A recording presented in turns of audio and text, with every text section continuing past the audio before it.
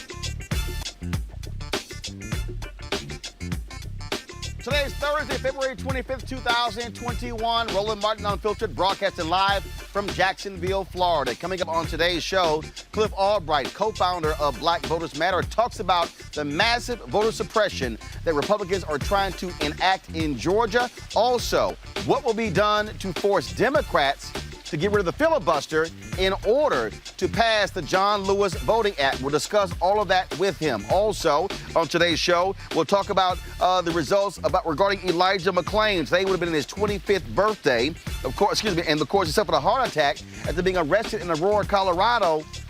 Those cops, frankly, were wrong. Nothing's happened to them. That, folks, is a problem. Also, we'll talk with Opal Lee, who's trying to get Juneteenth to become a national holiday in the United States. Also on today's show, coronavirus still impacting so many of us. The sister of D.C. Mayor Muriel Bowser has passed away. We'll also talk black content and streaming services. It's good for black content for those providers, but what are those companies also doing when it comes to advertising with black media? We'll talk about that. And in Berkeley, California, they are defunding the police in a huge way. We'll explain to you what they're doing, something no one has ever tried before. Also, update on what's happening in Texas, where 4 of the board members of the state board over the state's energy have resigned because they don't even live in Texas. Folks, it is time to bring the funk. Roland Martin Unfiltered. Let's go. He's got it. Whatever the biz, he's on it. Whatever it is, he's got the scoop, the fact, the find. And when it breaks, he's right on time and it's rolling. Best believe he's knowing. Putting it down from sports to news to politics. With entertainment just for kicks, he's rolling. It's on go, y'all. It's Roland Martin, rolling with Roland now. He's funk, he's fresh, he's real, the best, you know he's Roland Martin now.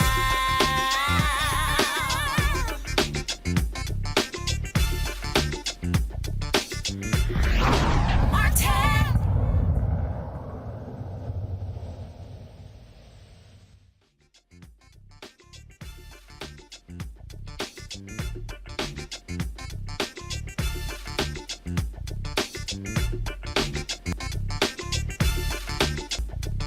The broadcast is from Jacksonville, Florida, where we've been working on in conversation, discussion today. We shot Janetta B. Cole, Tiffany Lofton, Charlie Cobb-Snick, and Philip Agnew. I cannot wait to show you those interviews, folks. It's going to be really great for you to see those interviews. And so we've been on the road all week. On Tuesday, we were in Atlanta talking with Calif and Ambassador Andrew Young. Yesterday, had a great chance to sit down with the legendary attorney Fred Gray, 90 years old, one of the most important legal minds in our civil rights movement.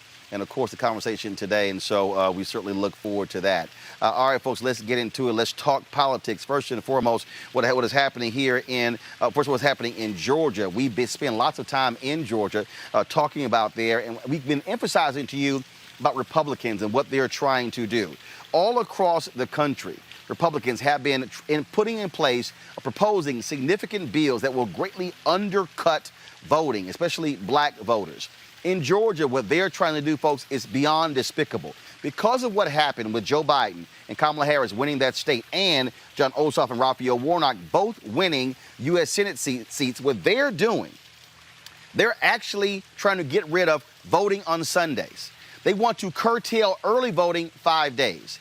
And they're trying to change the law where if you did not vote in the general election, you can't register and vote for the runoff election. It is a number of things that they're doing and trying, folks, that makes no sense whatsoever. And so we're going to be talking about that with Calif Albright, co-founder of Black Voters Matter. Let me introduce my panel as well. Let me know, folks, when Calif is there. Of course, our Thursday panel every Thursday, Dr. Greg Carr, here at the Department of Afro-American Studies, Howard University. Erica Savage-Wilson hosts Savage Politics Podcast, as well as Reese Colbert, Black Views. And so, as I said, let's now bring in Calif Albright into our conversation. Calif, always glad to see you. It's crazy, Calif, what they're doing there. And I keep telling people how dastardly it is what's going on.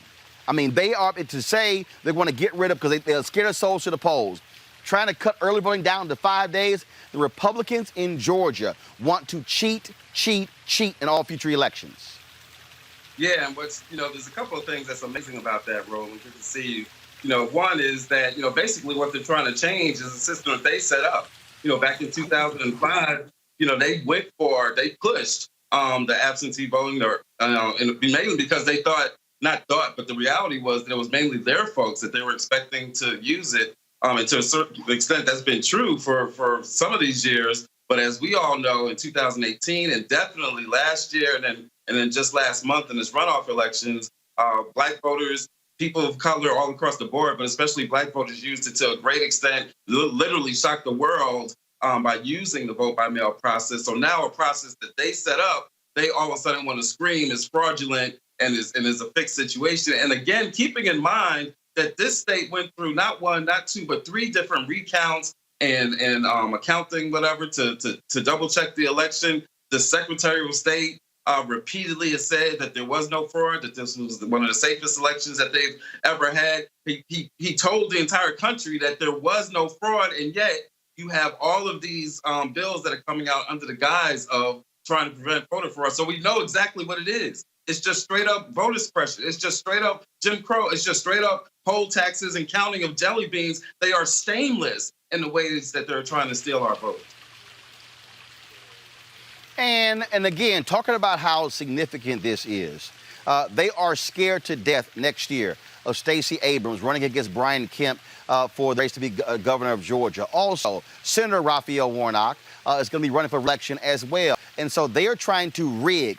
Donald Trump loved running his mouth. Republicans kept talking about how the election was rigged. This is actually election rigging, what they are trying to do in Georgia. Yeah, it's election rigging, and it's being led by folks that have been rigging elections for a long time. One of the main sponsors of the largest of these bills, the omnibus bill that includes a whole bunch of these procedure and voter suppression tactics in it, is a representative called Fleming, who years ago in a very rural county, right? And we say this all the time, that when we don't deal with voter suppression in rural areas that happens in the darkness, it's only a matter of time before it expands like bacteria, right? Or like a virus. And so this Fleming person literally was trying to steal votes in rural Hancock County, right? Trying to get people kicked off the voter rolls, right? Trying to investigate voters. And now this is the person that's leading the attack on the statewide voter suppression that's taking place. So again, these are folks that, they've been at this for a long time, but now with the emphasis of the big lie, right? The national big lie. And again, in spite of the fact that we know that there's no fraud taking place in these elections, these are the folks that are attacking our right to vote right here in this state. And again, it just really emphasizes why we critically, urgently, we need H.R. 1 and H.R. 4 at the federal level, the restoration of strengthening of the Voting Rights Act, the John Lewis Voting Rights Act. We need these acts passed, not tomorrow, not next week. We need them passed yesterday, because that is one of the main ways that we're going to have to have a tool in order to fight against what's taking place, not just in Georgia, but all across the country. As you know, there were 200, it's estimated, I think the Brennan Center estimated that there's 253 bills that have been introduced in 43 states across the country. Not only that, one of the things they want to do, they want to only allow absentee balloting for folks 75 or older. That's right. I mean, limiting the absentee to 75 and older, getting rid of no excuse, requiring multiple hard copies of your photo ID.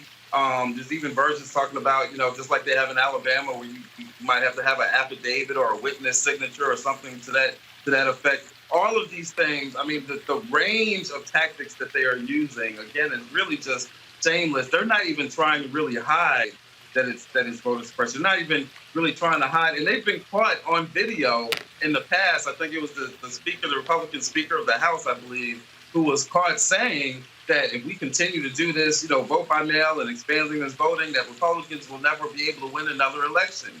So they've been very honest about what it is that they're trying to do. The question is, what are we going to do to stop them, both in terms of stopping them in the legislature, stopping them in the courts? As you know, Roland, we're not afraid of suing the state of Georgia. So stopping them in the courts. But again, at the federal level, we have got to have action on these federal bills that are pending in Congress right now. That's why our folks risk their lives in this election cycle to take control of the Senate and to be able to take control of Congress so that we can pass bold action in order to protect our voting rights and all the other major issues that we care deeply about. Speaking of that, when you talk about taking that bold action, that also means forcing these Democrats, they're going to have to actually get rid of the filibuster. And so what are you, LaTosha Brown and others doing? Because, look, this is what I keep saying. This action has to be taken this year. After this COVID bill, the John Lewis Act should be the next bill. And if that means bringing hundreds of thousands of people to Washington, D.C., dropping them on the Capitol, going door to door, putting pressure on Joe Manchin, on Kristen Sinema, Dianne Feinstein, and others, it had to happen because if the federal bill is not passed, they can kiss the majority, they can kiss the control away. And you tweeted this the other day, look, we can't make no argument to somebody who didn't vote as to why they should vote if they didn't use the power when they had it. That's right. And not only to you can't make that argument to somebody who didn't vote, but even folks who did vote, right? Some first-time voters, some folks that went skeptically to vote, right? I've seen responses to a tweet thread that I did yesterday where people are giving their personal testimonies of how they helped mobilize younger voters, first-time voters, new voters, skeptical voters, right?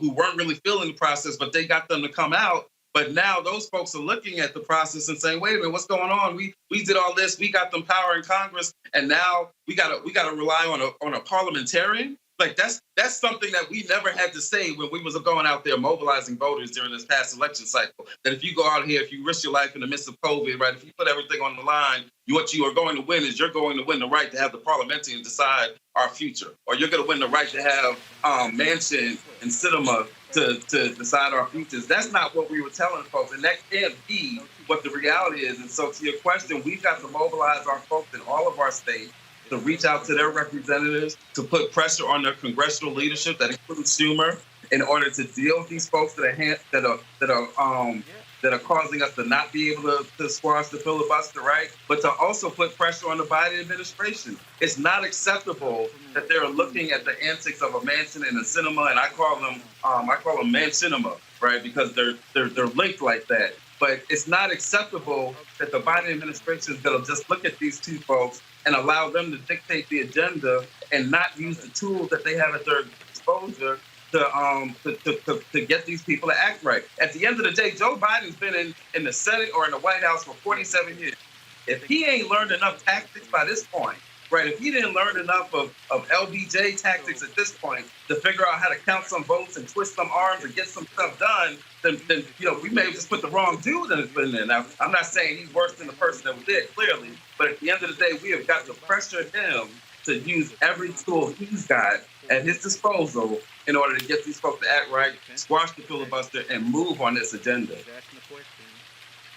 And just for anybody to understand, we were very clear. We were going to have to put pressure on whoever was in power. And so I kept saying, voting is one thing. After folks are elected is another thing. And I'm telling you, the threat needs to be laid down right now, Cliff. It needs to be laid down to Chuck Schumer, to Nancy Pelosi, and every Democrat.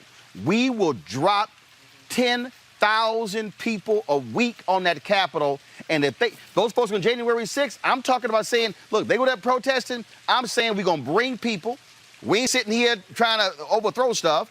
But we're going to bring people to hit every single United States senator, go to every single one of their offices, fill the chamber up, fill the hallways up, because racial justice has to be there. And I don't give a damn about these Senate rules. I don't care about how we all get along and all that sort of stuff. No, damn all of that. The pressure it should be real simple. COVID bill, first. John Lewis voting bill, second. George Floyd Justice Act, third. Now, after that, y'all can sit here and do what you want to do on immigration or infrastructure, but those should be the first three bills that the Senate and the House confronts. Those should be the three bills. That's got to be the demand. And the other part of the demand is that to whatever extent he has executive authority to move on some of these things, that he needs to be moving on it. For example, even before the HR 1 and HR 4 are passed, the Voting Rights Acts are passed, they can be doing something at the executive level, right? They can be joining in on some of the existing lawsuits that are already floating through the system. Like they can be given support to fight against some of these voter suppression tactics. There's executive action that they can use even while we're trying to get those things passed. But your point is absolutely correct that they have got to prioritize these issues, and not just because it's important to us, but at the end of the day, even if it was just out of their own self-interest, right?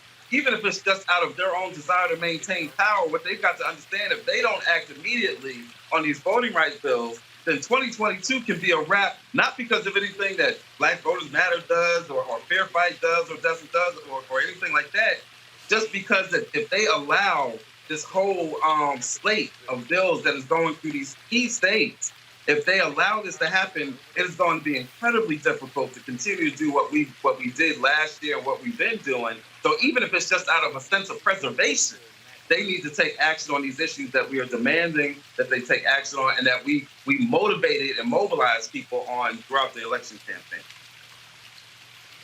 And let's be real clear. Okay, let's just be real clear here. Republicans, we see what they doing. 42 states in America, 42 states, they are proposing voter suppression bills. They wield power when they have the majority in the House and the Senate and the governor's match on the state level. They say, we're going to sit here and run a train on y'all. And I'm using that language for a reason. That's what they're sitting here doing, Cliff. And Democrats, oh no, we're going to sit here and maintain our congenial rules because, you know, what's going to happen if we're not in power, they're in power. Guess what? They're going to do it like they did with Amy Coney Barrett. So either you use the power when you have it, or you're going to lose the power, and then you can't come to us to save your ass to get it back, because we're going to say, we gave it to you. We went to the polls.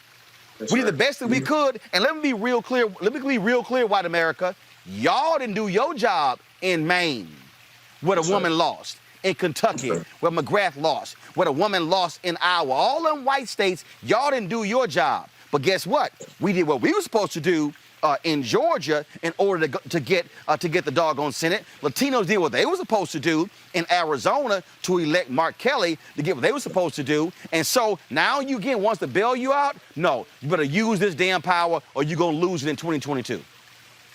You're exactly right. And that's the deal. And when we say that, you know, people need to be clear. It's not a matter of us as organizers or you as a journalist wishing this on the country or wishing this on Democrats, right? It's a matter of, look, we can read the tea leaves, right? Like I said earlier today, like you don't blame the doctor for giving the diagnosis. So if I'm telling you that if you fail to move on these policies, that there's going to be consequences and repercussions, it's not because I'm gonna be the one out there that's saying that people don't vote, right? But I am telling you just off of my experience, just as you, Roland, are telling folks off of your experience, we can see what's coming. And we can already see that if there's not movement on these issues, like you said, the Voting Rights Act, COVID, George Floyd, you know, throw in there the increase in the minimum wage, which right now there's that whole fight over whether that's going to be included in this COVID package. But that if there's not student loan, if there's not enough movement on these issues, and there might be one or two that they lose on, right, or they can't get done, right? But if there's not enough movement on this, we are telling folks there's going to be consequences, because it is human nature that if you convince folks to vote because their vote has power, because their vote will change policies and change their lives, and then that doesn't happen, it's not rocket science to know that you are going to see a decrease in turnout. And it may not, it could be 1%, 4%, 5%, whatever. It doesn't have to be a 50% decrease, but with the razor thin margins that we see, that kind of a decrease could be disastrous. That's what we're trying to tell folks, and they have got to take bold action right now.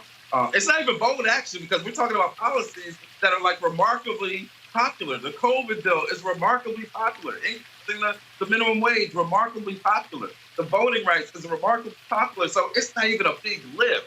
There's just got to be the political will for them to get it done. Cliff Albright, co-founder of Black Voters Matter. We really appreciate it, man. Thanks for joining us. Thank you, Roland. Reese Colbert, I'm going to go to you first. It's called getting off your lazy asses and using your power. And I know people out there are sitting there going, well, yeah, but that's what we told you. I keep telling y'all, two people are going to win, Trump or Biden. Who was going to win in Georgia? It was going to be Loeffler and Perdue or Ossoff and Warnock, bottom line. But can't nobody out there say, I didn't warn you that after we vote, then we have to make them do what they said they were going to do. That's what we're talking about here, Reese. Absolutely. And I think that, personally, Senate Majority Leader Chuck Schumer is getting off way too easy in all this, because it's popular to try to hound, President Biden and Vice President Kamala Harris. But do you see people having to hound Speaker Pelosi? She always gets the job done, even though her margins in Congress are slim, much slimmer than what she had in the last Senate of Congress. But it seems like Chuck Schumer is asleep at the wheel. He's the one who has the out-of-control caucus. He's the one who has the caucus members who are trying to derail Biden's cabinet nominees. He's the one who has his nominees, who are his caucus members, who are undermining fight for $15 minimum wage, which is the Biden-Harris promise, as well as a Democratic promise. Almost all the Democrats ran on that.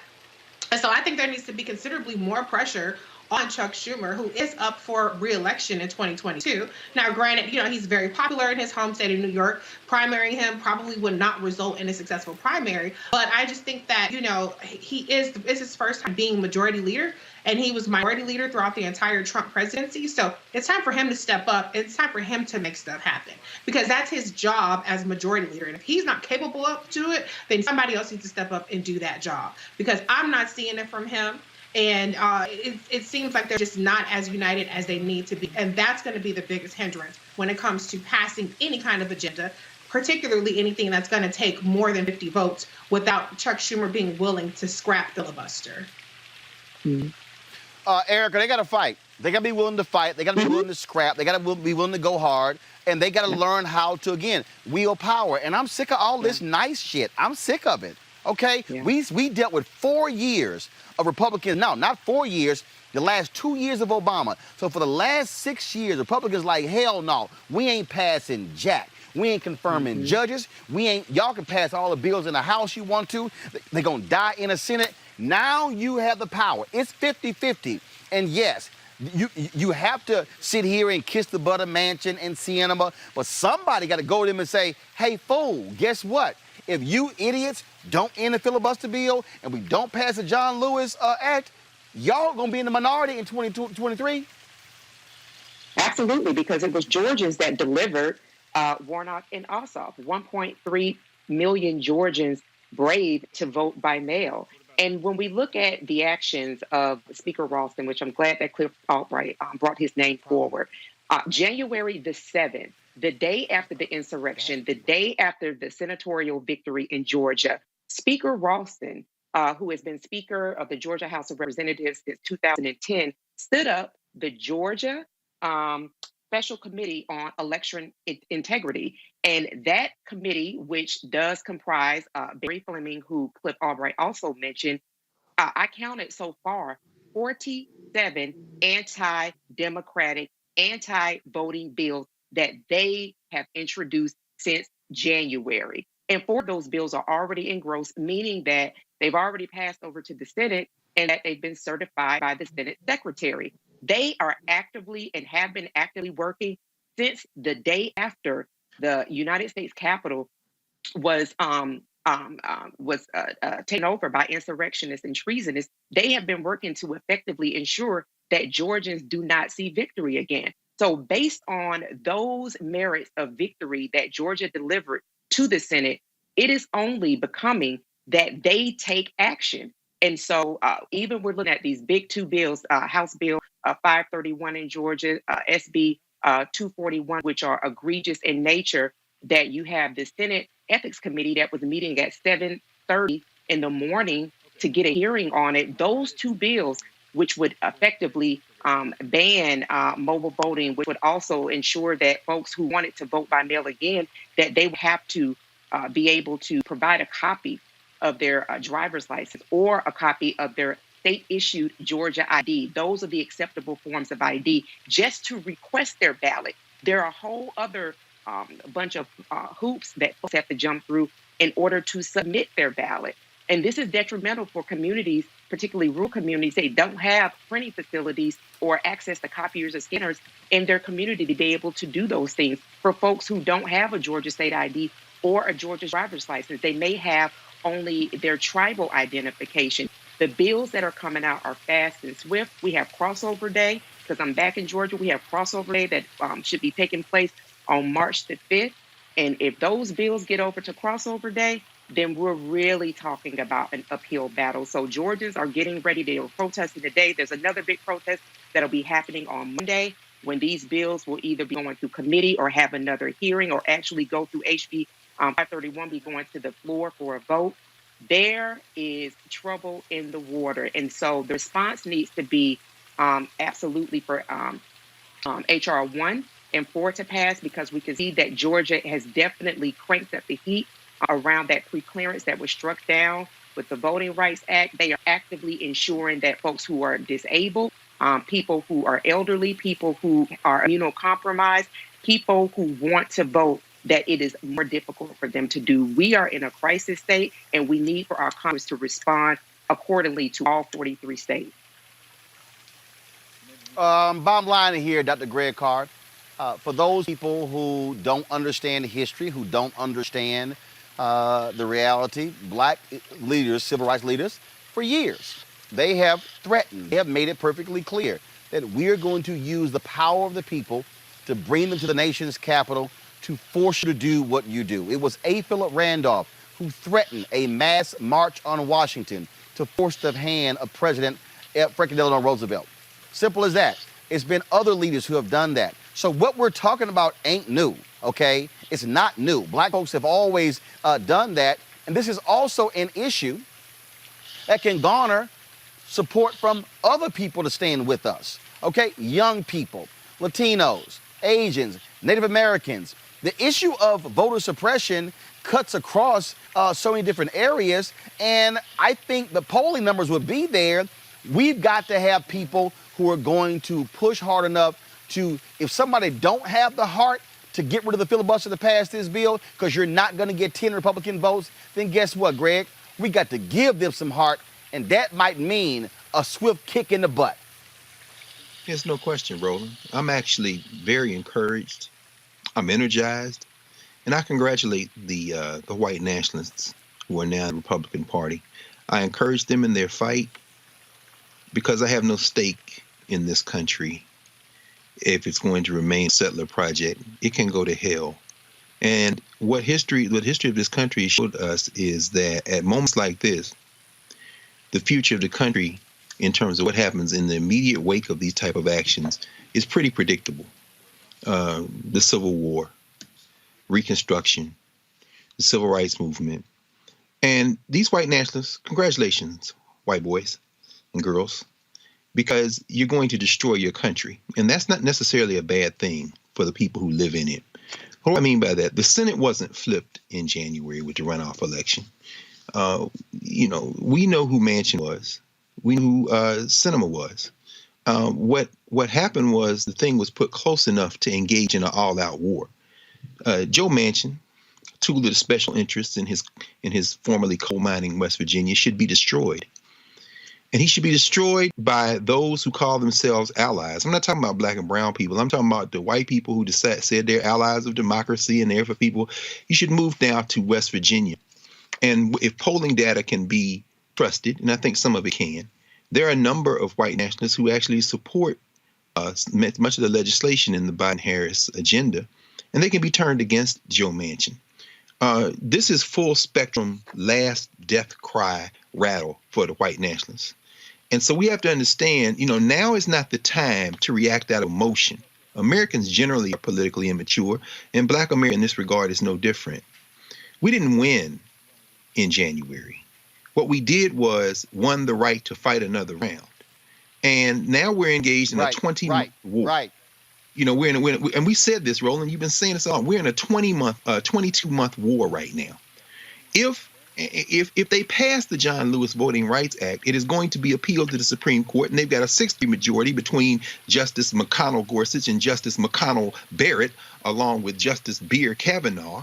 They will, because remember, any Voting Rights Act is only pursuant to the power Congress has under Section 2 of the 15th Amendment. They will simply interpret it as being unconstitutional. There are two cases on the docket of the Supreme Court this session: Brnovich versus Democratic National Committee and Arizona GOP versus Democratic National Committee.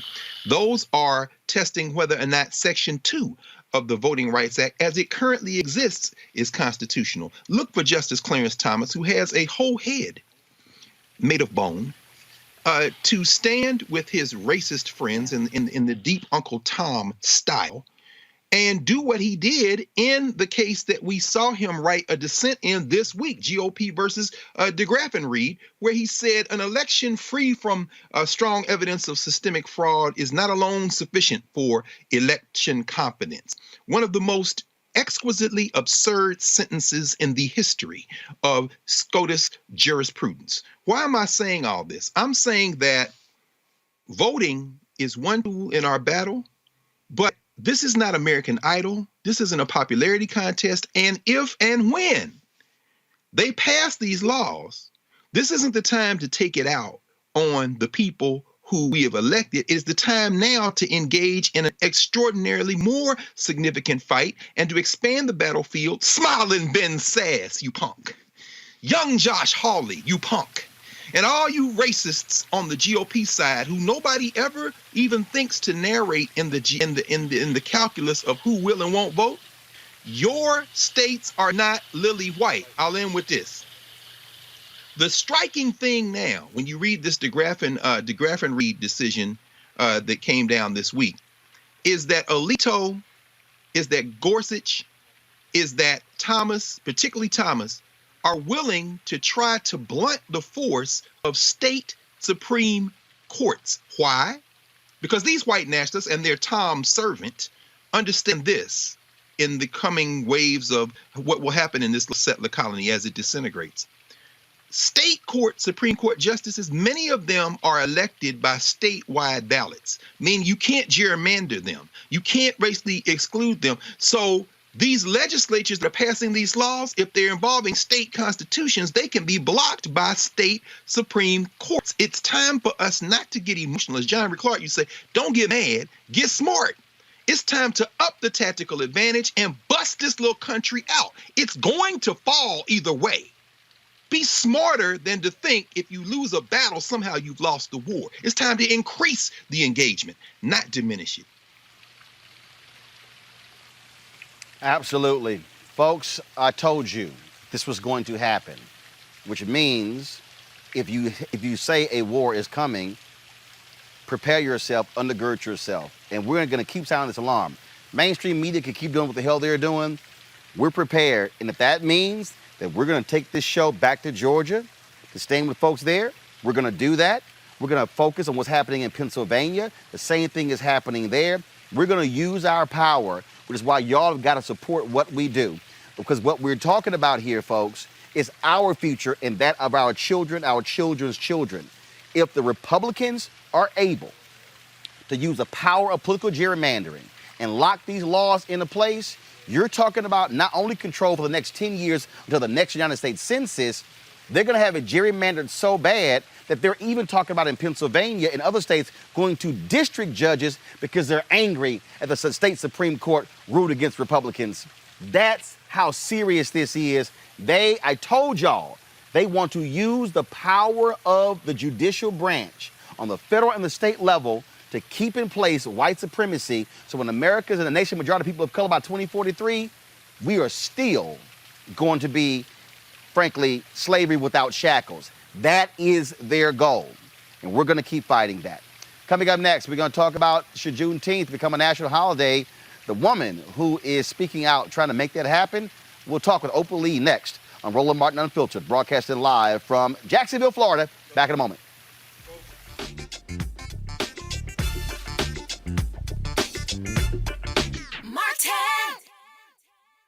I grew up wanting a lot of activities in my neighborhood that was in close proximity. You know, my mom wasn't always there, so I didn't always have a ride to places. And, you know, you want to be able to walk down the street and get to something that's some food for your soul in your community. You know, I relish, the days of being in Clarksdale, Mississippi, And when I had to go out there and live with my people, they had actually black-owned corner stores. My uncle owned one.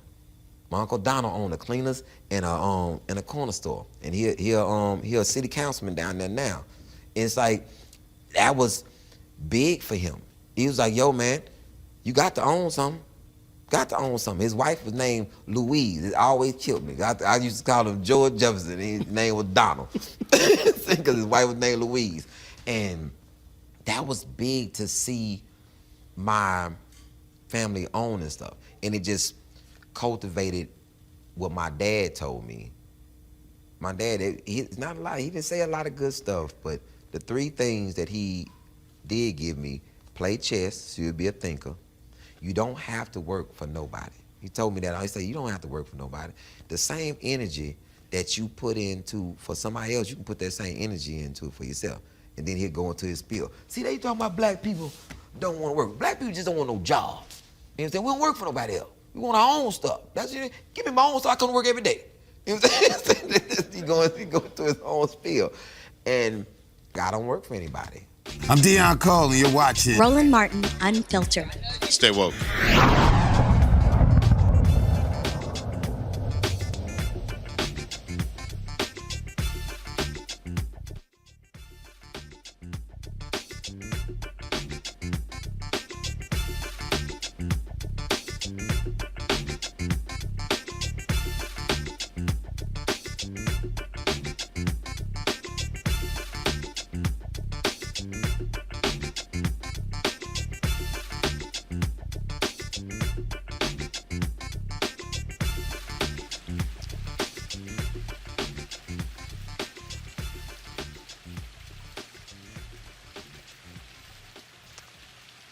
All right, folks, welcome back to Jacksonville, Florida. Roland Martin Unfiltered, broadcasting from here. Juneteenth, I'm a native of Texas. We were the first state to make Juneteenth a federal holiday. It is the only state, it's the only actually holiday that actually recognizes or speaks to slavery. Now, keep in mind, we're celebrating a holiday where black people in Texas found out 2 years late, okay, 1865. And so after Texas made a state holiday, thanks to the late Representative Al Edwards, my frat brother, other states begin to celebrate Juneteenth in different ways. Now, there's an effort, folks want to make it a national holiday. Now, y'all might remember when that fool Donald Trump said that part of his little Black Platinum plan would make Juneteenth a national holiday. It actually could already be a national holiday if Senator Ron Johnson of Wisconsin would not have blocked it in the United States Senate. Well, Opal Lee, many call her the grandmother of Juneteenth. She, of course, has been traveling around the country trying to make this an issue. She was in Washington, D.C. today at a news conference at the National Press Club. She joins us right now on Roland Martin Unfiltered. Opal, how you doing? I'm alive and kicking. You? I'm doing great. And so, again, look, I'm 52 years old. I've been celebrating Juneteenth my whole life. I've been a native of Texas. And so for a lot of people who didn't know about Juneteenth, it was a way of life for us black Texans. And so your effort, trying to make this a national holiday, how's it going thus far? Today was a red letter day because the House and its bill upping and they're rolling. We're going to have Juneteenth no holiday by June 2021. So, look, it's not like it can't get passed. And so who is leading the legislation? Who do you think is going to make it happen? Well, and the House, Representative Sheila Jackson Lee is heading that. And in it,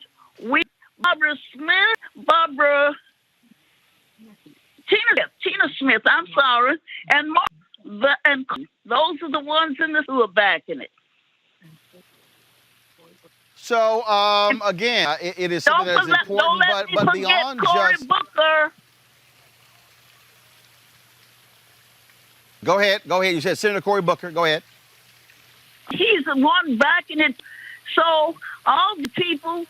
is that soon and very soon we're going to have a national holiday. In fact, that some 9 states, some type of celebration of Juneteenth, and overseas. So it's overdue. I certainly agree with you. It is long overdue. We appreciate all that you're putting into traveling the country, trying to make Juneteenth become a national holiday. I thank you for letting your view know, and we need everybody at his day to go sign our petition, to June.us and find the link where you can sign the petition, and that will make us have 1.5 million signatures to take and they won't think it's just a little old lady, her group, trying to June holiday. All right, then. Opal Lee, I appreciate it. Thanks a lot. Thank you. Love you. Thank you. Love you as well. You take care. Greg Lee, I want to start with Greg Carr. I'm sorry. I want to start with you from a historical standpoint. Again, when you think about how this country has frankly ignored the reality of the impact of slavery in this country, people of African descent. When you look at what this, like in many ways, what this country has done to acknowledge the Holocaust, which didn't happen here, it happened in Germany. And I know some look at Juneteenth from a festive standpoint, but because when blacks found out they were actually were free, what value do you see, Dr. Carr, in Juneteenth becoming a national holiday in the United States? I think the value is to white people, and that's not a bad thing. If you want to have a country, you have to create a national identity. This country doesn't have one. It's not a nation. It's a state with many different nations in it. Juneteenth, a ritual that many of us, and you've been doing it your whole life as a Texan, many of us always celebrate it with Kwanzaa. Emancipation Day used to be, now Watch Night into January 1st, so forth and so on. If making it a federal holiday, and can't nobody be mad at Ms. Lee, Opal Lee. Come on, y'all. Opal Lee for president. Come on now. But by embracing traditions from the various nations that make this country up, the country begins to establish itself as a nation. So, Ron Johnson, a human joke who will soon be washed away with the Senate election in 2022 in Wisconsin, Ron Johnson is standing for the country in his mind. This is a white man's country in Ron Johnson's rotting mind. And as he dies and turns to dust, along with that mentality, he will be replaced by those who will continue to celebrate the things that they hold dear to themselves, meaning that the only thing in question will be whether or not this country will expand itself in a way to share in these rituals so that then that can be used as symbolic momentum to generate symbolic momentum for the type of deep structural change that has to happen in order for this to remain a country. So really passing Juneteenth as a national holiday would benefit white folk as much as it would black folk, because we're going to celebrate it anyway. Erica. Well, I have to say, just looking at Mother Opal Lee, and I did watch the event at the press club, one of the things that stood out to me was that this is a woman that is in her 90s that is still civically engaged.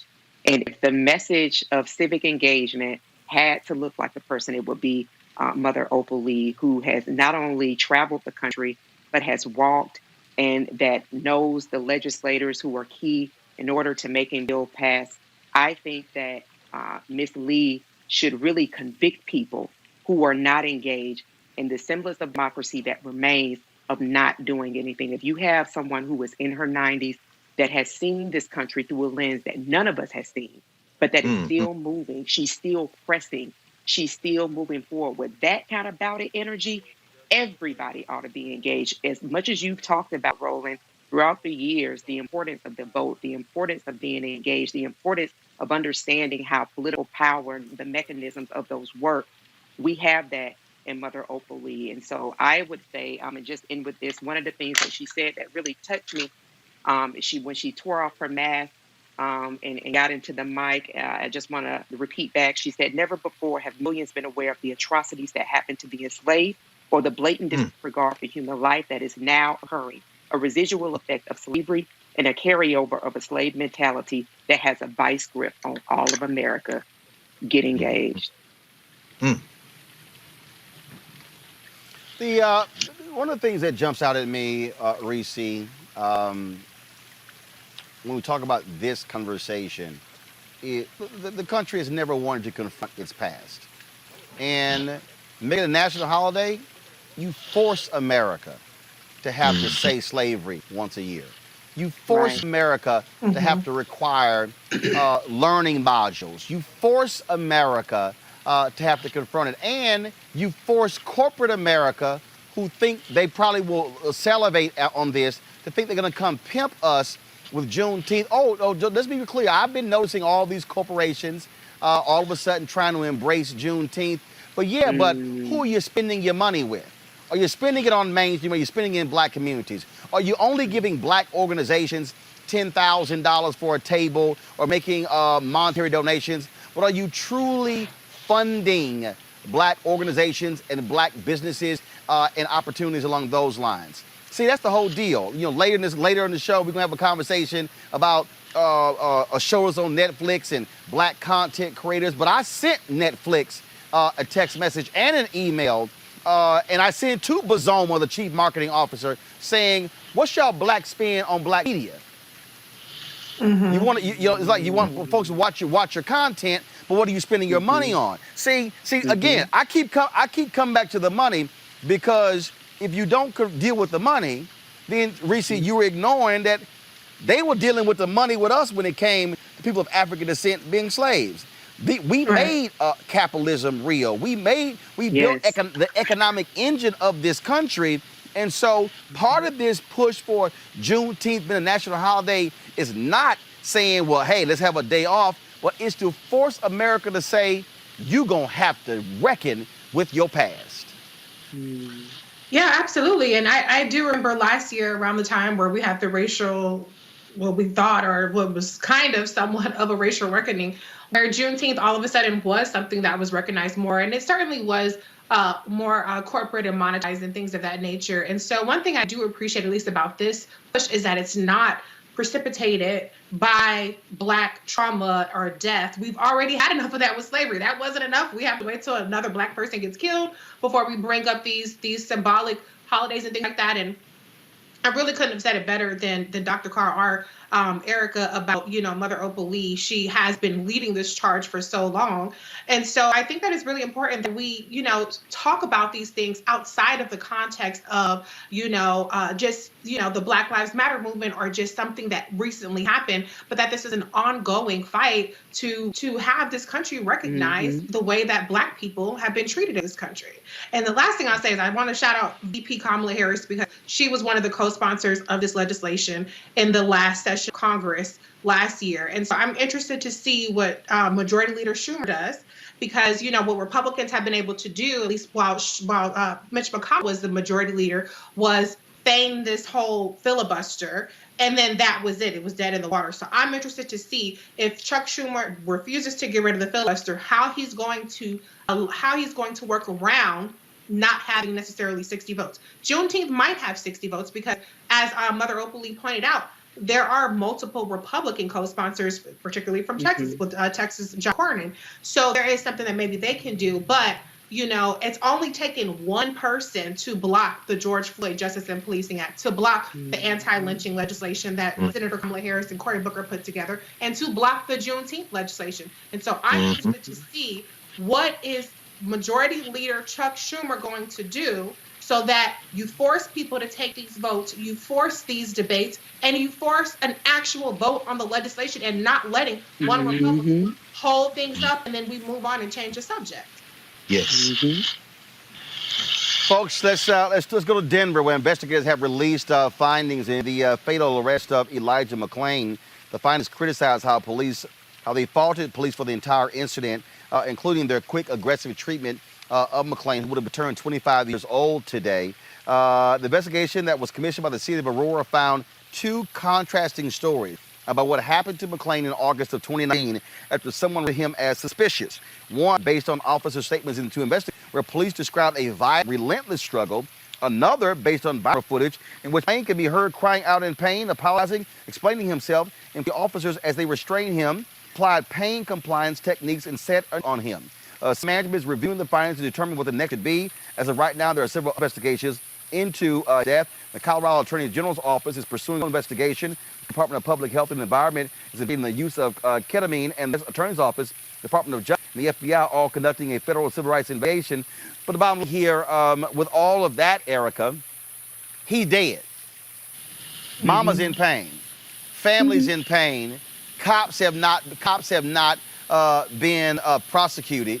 And so what we are probably going to likely find is, again, police killing another black man for no reason whatsoever other than being black. Same thing with the cops, where the grand jury declined to indict the cops in Rochester, New York. That particular case that came down a couple of days ago as well. Again, this becomes just repeated over and over and over again, the same reactions. Yeah, as Reese just talked about, that precipitation of black trauma.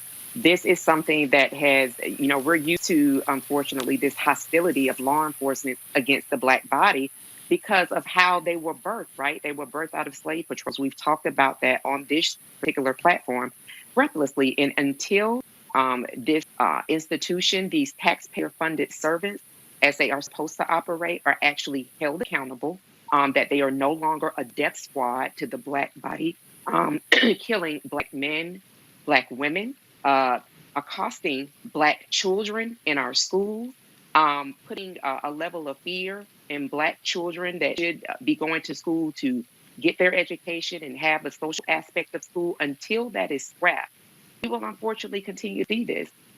You're thinking about Elijah McClain, and then we just had Ahmaud Arbery, who was killed not by police officers, but by somebody who did have some type of engagement with law enforcement here in just a year ago. And we're still awaiting justice for that particular case. So there has to be some level of responsibility that can be felt by those people who enter into agreements to protect and serve all people. Until that happens, until these police officers that dare take the life of a person, until they are held accountable. Unfortunately, I've just read another story today of a black man that was gunned down unarmed by a police officer. This will continue to be a part of the book of Black life, and it has to cease. It is certainly sad that that we're having to talk about today this particular story. Greg Carr, McClain should have been celebrating his 25th birthday. Absolutely. Yesterday, the Secretary of State designee Anthony Blinken said that the United States is going to apply for readmission to the UN Human Rights Council. There are 3-year terms, and the United States is going to apply to be in one of the 3-year terms. I think the United States of America should be brought up on human rights abuses. When we see Brown versus Board of Education and the concessions, the legal concessions of the 1950s and 60s, a great deal of those concessions came because the United States was facing a changing world, the African independence movement, the Caribbean independence movement, Latin America, and they did not want to lose in the court of public opinion to Russia and China and other places. I think we make a mistake when we restrict our criticisms of these white nationalists who kill us with impunity. We make a mistake when we appeal solely to domestic tribunals at the local, state, and federal level. The United States of America, as Malcolm X said in the 1960s, as Paul and Essie Robeson and W.E.B. Du Bois and Shirley Graham Du Bois and William Patterson and Louise Thompson Patterson and many others said in the 1950s and 40s, should be brought up on charges in Geneva and in New York before the United Nations. So Secretary Blinken, yes, rejoin the UN Human Rights Council and save all the smoke you have for Cuba and Venezuela and protecting Israel. You save that smoke for the fact that the rest of us will now need to drag your naked country into the dock on the international level, whether you're a signatory of a human rights treaty or not, because you don't move in the United States until the world pays attention. That's an important thing I think we need to learn now, because there will be no justice. You can't bring him back to life at this point. Reese, this is also why the pressure has to stay on, and also push the Department of Justice to be far more aggressive, which also means changing the laws to go after people for violating the civil rights of folks, and that's what we saw here.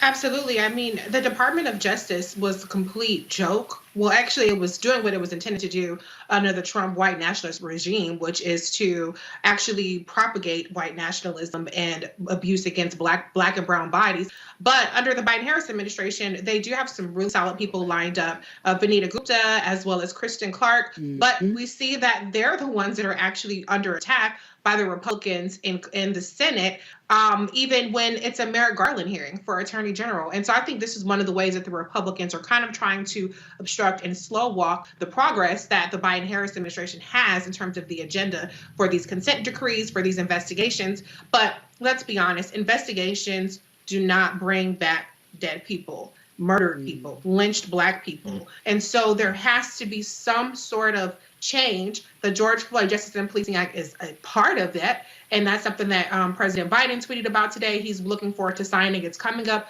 potentially in the Senate next week. I think it's coming up in the House next week as well. And so we'll have to see what happens with that. But the reality of it is that we have a structural issue in our society that does not value Black lives. We have people who appoint themselves slave patrol. So it's not even just a police officer or law enforcement issue. It's people who feel like Black people are not full citizens and that they have a right to control our whereabouts, to oversee us. And when they feel threatened or when they perceive a threat, whether it's real or not, they have a right to take action against that. That's something that's not going to be solved by legislation or even the Department of Justice. All right, folks, going to a quick break. When we come back, we're going to talk about City of Berkeley defunding the police, a very aggressive plan they're doing. That is next on Roland Martin Unfiltered, broadcasting live here in Jacksonville, Florida.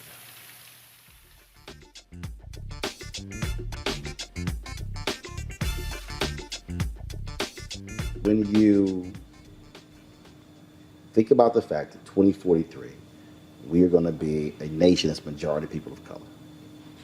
I've really focused on this a lot, on television, on radio, in my speeches. That my focus is trying to prepare us to have demographic power while also having educational, economic power at the same time. Because there's nothing worse than having demographic numbers, but then you still don't have that economic power, that political power, and education power. Well, you and I think most people know and understand that education is what we've got to impress on all of our people. We've got to help people to understand that if you want a decent quality of life, if you want the kind of quality of life where you're not having to worry about your food and your nutrition and, being able to pay your bills or buy a house, then you've got to become educated.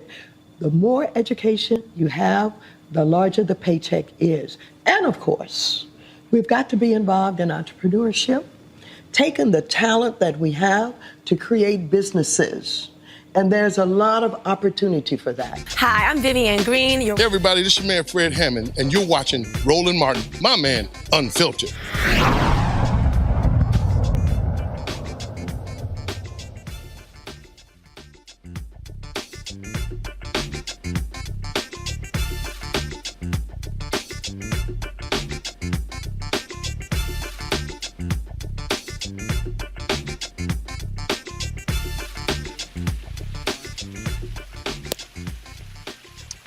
Welcome back to Roland Martin Unfiltered here in Jacksonville, Florida. The city of Berkeley, the city council there voted to end all traffic stops for low-level offenses such as not wearing a seatbelt or an expired license. Police will also need written consent for vehicle searches except under circumstances where consent is not legally required, and cops can also no longer conduct warrantless searches of people on parole or probation. The city council also voted to fire police officers that have published racist content online. These reforms follow protests against racist police violence across California and the country last summer. Common damn sense, Greg Carr. I mean, part of the problem that we have when we talk about these incidents is that they take place on basic stuff. The brother in Dallas, who was just Plano, Texas, who's just walking in the snow, who gets arrested. Thank God he wasn't killed.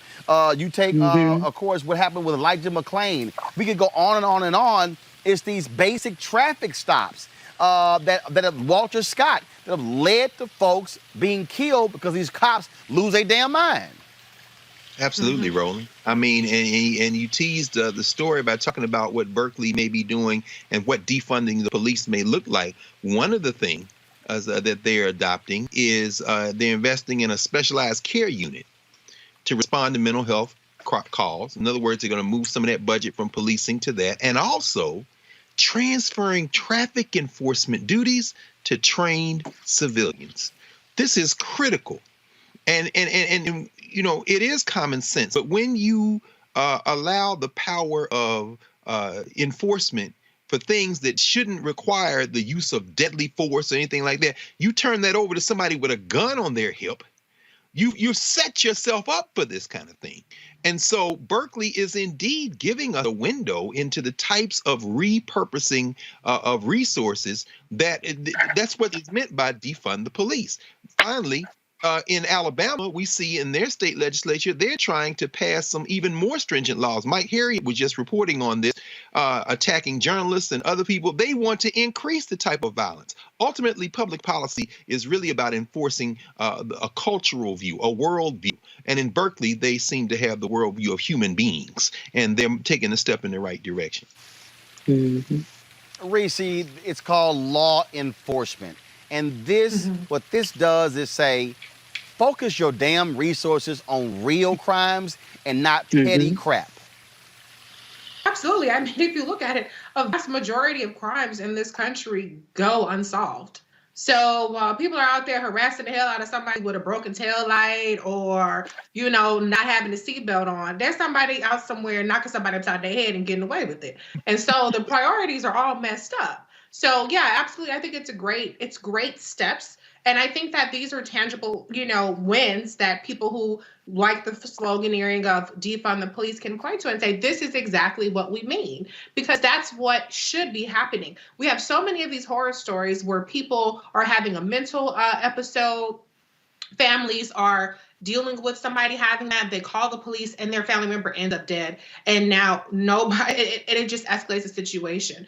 Philando Castile is another person who was involved in a traffic stop and he was murdered from that. We have so many of these examples. Sandra Land pulled over for what? Failure to signal change or something stupid like that. And next thing you know, she's dead in her jail cell. And so if you, to Dr. Carr's point, if you have somebody who isn't gut trigger happy or who isn't on a power trip, who thinks they can pull somebody over, particularly a black person, and harass the shit out of them and get their rocks off of, you know, wielding their authority. If you have a trained person who's really just there to handle the traffic stop and that's it, then we might see some different outcomes. So this is a great step forward, but we need a bigger emphasis on mental health and the mental health responses, and we need a bigger emphasis on enforcing safety.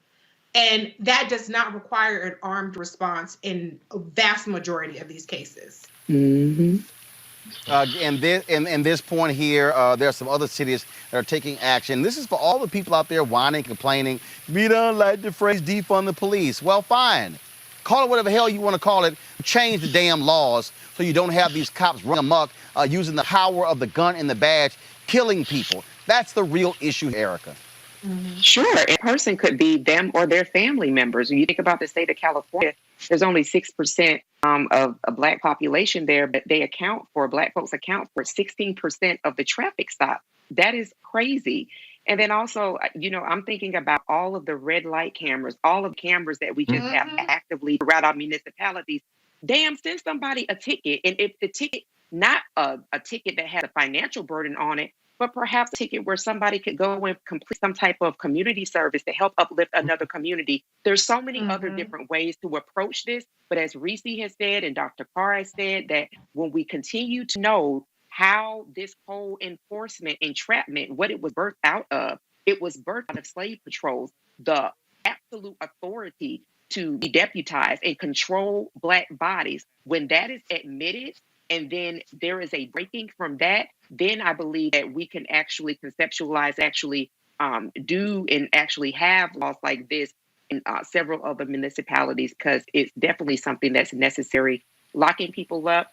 We are a country that has the most folks incarcerated throughout the entire globe. These are common sense solutions that need to be adopted across municipalities. Hmm. Absolutely. And also, folks, our condolences go to D.C. Mayor Muriel Bowser, whose sister died of COVID, pushing D.C. past the 1,000 death mark.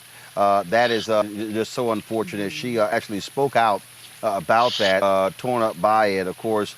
She died the same day they actually passed at 1,000 death. She was the mayor's only sister and died just short of her 65th birthday. This is what she said in a statement.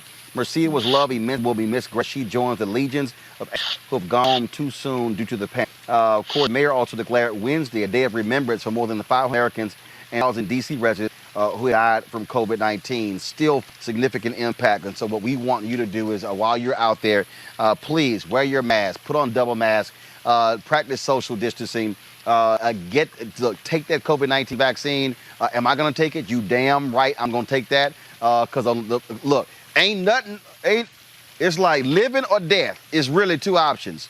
In fact, and this is just something that's really important here. You know, I got a text message today from one of my lawyers, Erica, who a year later has still massive problems after having COVID-19. It impacts people differently.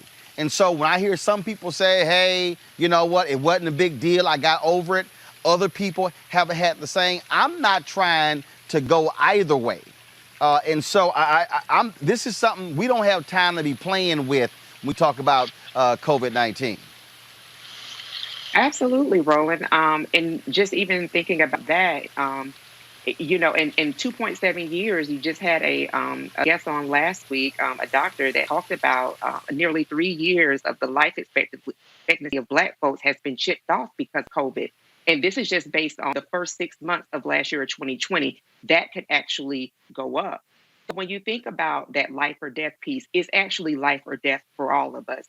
If there's also responsibility that we have to not only ourselves, but to everybody else, because last year in 2020, I believe it was about 80% of COVID deaths were folks that were 65 years and older. And so you're talking about generations of parents, generations of grandparents, elders that are dying, and not just them, you know, young people, middle-aged people as well. And so the long-term COVID effects, you know, that is something that we're starting to see. I know that there was a story on this week that I was watching, a woman who was a marathon runner, a frequent runner, extraordinarily healthy, a year later has a really hard time taking 6 feet up a hill. She can't do it. And it is her desire to be able to run or just to take steps without having to beg for air, so to speak, that she's isolated herself. Her mental health has declined as well.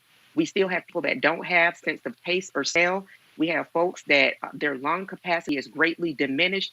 There is a lot still to yet be discovered because this is still a novel virus. And so it behooves all of us to make sure, as you said, to double mask, to make sure that we're washing our hands, and that access to the vaccine, if it's in your community, to please make sure that you get all of the research that you can to make sure that you're up to speed on vaccine awareness and get the vaccine. Bottom line is, this is nothing to play with, Reese. It's as simple as that. And too many of us are dying prematurely. And it's important for us to keep this front and center and not lose focus. Absolutely. And here's the thing. A lot of attention is brought on these anecdotal cases of, oh, this person had these side effects of the vaccine, or this person died shortly after, in the ballpark of having the vaccine. And not enough attention is paid to the fact that the 7-day daily average of deaths in this country is over 2,000 still. There's 70,000 cases on average every single day. And we still haven't seen the full impact of these various mutations that are starting to spread in smaller locations, or I shouldn't say small locations, but in smaller cases, but we haven't seen them yet. And these cases, these mutations we know, these variants, are more infectious and more contagious. And so we have to keep our foot on the gas, and we have to bring that much more attention to the fact that people are still dying. And here's another thing. The vaccines haven't been tested, or they're not available for children. What we do know is that Black children Black and brown children actually account for a vast majority of the juvenile child deaths. And so that means that parents, if you can stop your child from getting it, or if you can stop yourself from being more susceptible to getting it, it doesn't necessarily prove that you can't transmit it, but it's more proof than not that it's more effective. There's more evidence coming out that it is effective in stopping transmission. So there are things that you can do for your children who can't take the vaccine. And so we have to really be vigilant here. If you don't want to take it, that's on you. But at a bare minimum, please do not spread disinformation and misinformation about the vaccine. Do not spread disinformation and misinformation about treatment, about prevention for the COVID-19 vaccine. A lot of the stuff that people are saying, I just tweeted about this other day about zinc and vitamin C and all these things. All you have to do is simply Google it, and it'll come up showing that these are not proven effective measures at preventing or solely treating, okay? Now, your doctor might say do that in addition to steroids, other medication that they're giving you. But like I said, and I'm not trying to be funny, juices and berries is not going to save you from getting vaccine. Drinking hot ass tea, like T.I. said, is not going to save you from getting vaccine, getting COVID. So we have to just be science-based. We have to be logic-based, and we have to do what we can to protect ourselves. Greg Carr?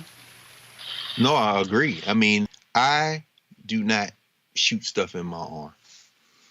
You take out the mandatory school shots, and I don't get the flu shot. I don't get anything, like that.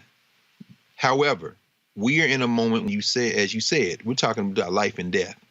So yeah, I'm gonna take the shot when my opportunity comes. We're also in a capitalist society. So yes, we see AstraZeneca, we see but we also see Johnson & Johnson on the verge of a one-shot COVID vaccine that seems to be highly effective, particularly against more severe forms of COVID-19. 86% efficacy against severe forms of COVID-19 in the U.S., and 82% against the severe disease in South Africa, where the new strain has caused the South African government to say, okay, the AstraZeneca is not working, the two dose. Why am I saying that? I'm saying the market will continue to push. These companies are going to continue to push to perfect these vaccines. I'll end with this.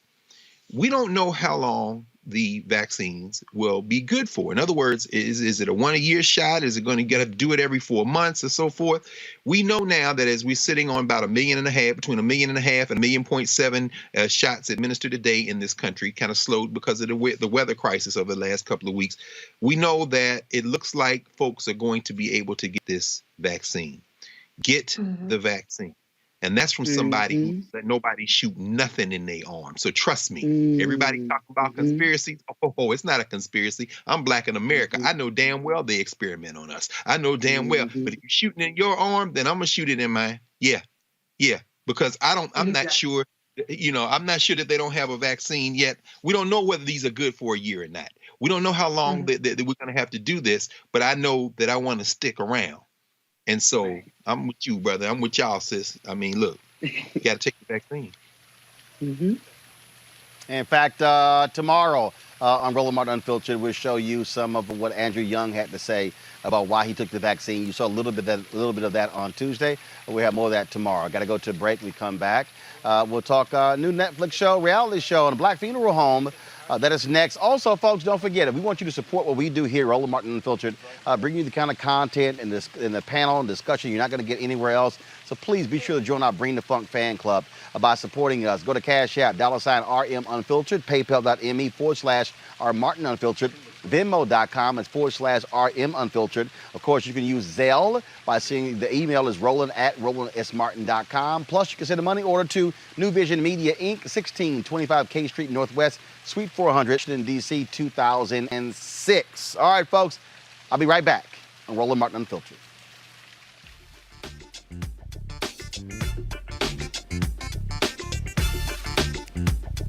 For me, the reason I see the value, so my parents worked elections. They volunteered for campaigns. They ran phone banks.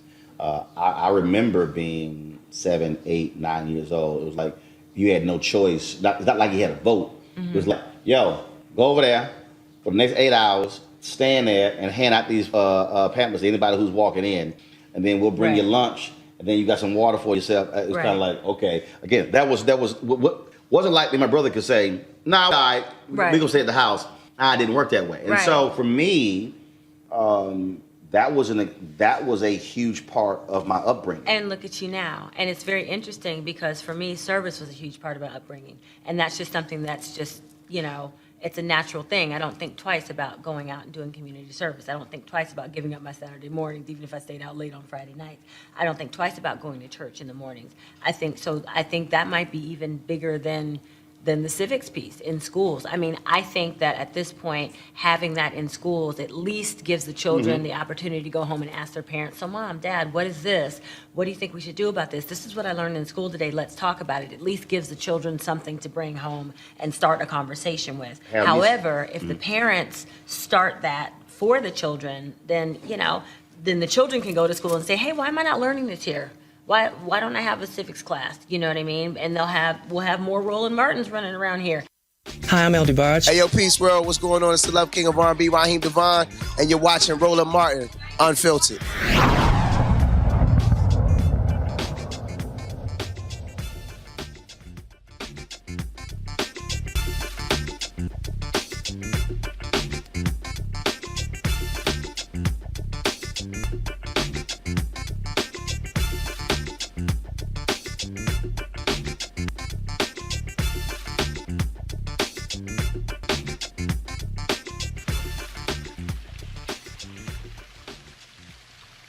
All right, folks, you've seen a lot of different streaming services and a whole lot these days. You got Netflix, you got Hulu, you got Prime Video, you got Paramount Plus, you got BT Plus.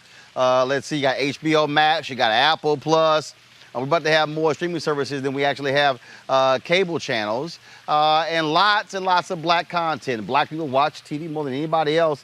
And so all these people are targeting African Americans. There's a show called Buried by the Bernards on Netflix. Check this out. I can put you on the transportation team. You can pick the families up. No. You can drive them to the cemetery. You can drive them to the church. Last time you had me in the cemetery, my heels got all muddy because it was raining. My name is Ryan Bernard. I'm the owner at R. Bernard Funeral Services. This is my office, the VIP suite. My dad started this business so we could carry on his legacy and pass it down. I want to introduce you all to my Uncle Kevin.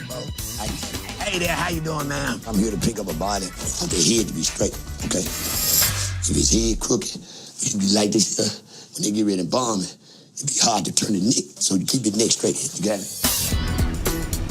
And in this office, we have my mother. Zip it. Kim Jong-un, Mussolini, Stalin, and Debbie Bernard. I'm your mama. I'm the boss. After I die, I'm still the boss. Pick up a body? Yeah. And it's gonna be in the back of here? Yeah, we gonna put it back. Where else he going? Kevin, my Gucci purse is back there. Yeah, I thought you quit. I quit every day. Compared to me, I think they're extremely lazy. All I want from this woman is a little respect. Wait for a second. Good. Of course, the show is about a family that manages a butt-friendly funeral home. Warren Robinson is the producer of the show, and he's joining us right now. Warren, how you doing? Hey, I'm good, Roland. How are you? Great. We've seen similar shows. I forgot the network. There was a funeral home out of Dallas that I'm very familiar with. They were on that particular show. You say it took quite a while to get this on air. Now, of course, you have all these services out here. Everybody and their mom is looking for black content. And so just talk about that process. Oh, man. So I actually met the Bernard family back in 2018. It took a while in the process, just kind of convincing them to even go along with it, man, because they are not television people, right? They're just down there running their business.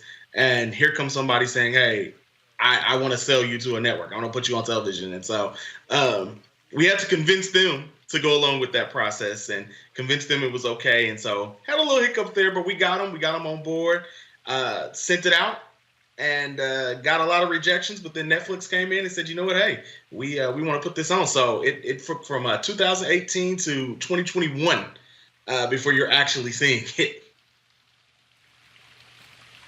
So all of these streaming services and networks and folks, again, targeting black content. But I got to ask you, what are black content providers also saying to these companies about their practices beyond the content? Are you asking them, are they advertising with black media? What are they doing to get the word out? Or are they all spending their dollars on mainstream media? So are they also being challenged on how they're circulating dollars, where it's not just on the content side, but on the business side too? Well, actually, I heard that, Roland, and I heard you bring that up, and that's a very valid point that I think you and everybody should be pressing on and saying, hey, if you are creating black shows, starring black people for black eyes, are you also making sure that those dollars are being spread to the black community? And that especially includes black media. So I hope that the networks and the streaming services are actually doing that. And it's all up to all of us to kind of hold their feet to the fire on that. We as content producers ourselves, we have, very little say. I don't work with the departments that handle any of the media and all that. We have our execs who work in our specific departments. That's kind of who we report to. And, we definitely throw in words and say, hey, we want to make sure that we're targeting here. We want to make sure that we're marketing here. But outside of that, it's completely up to the executives at each of the companies to make those decisions. And so what we have to make sure that we're doing is that we are getting executives of color who are in those positions, who are going to reach out and say, you know what, we are going to spend that money with black media. Well, and that's the piece there, because again, I think what also we have to make sure on the production end of these shows that we're seeing black folks behind the camera, not just as producers, not just black executives, but my whole deal is who are the audio people, who are the lighting people, who are the folks who are shooting, all of that, the caterers, the limousine company, because there's an entire industry that's behind the camera that we also are not being targeted.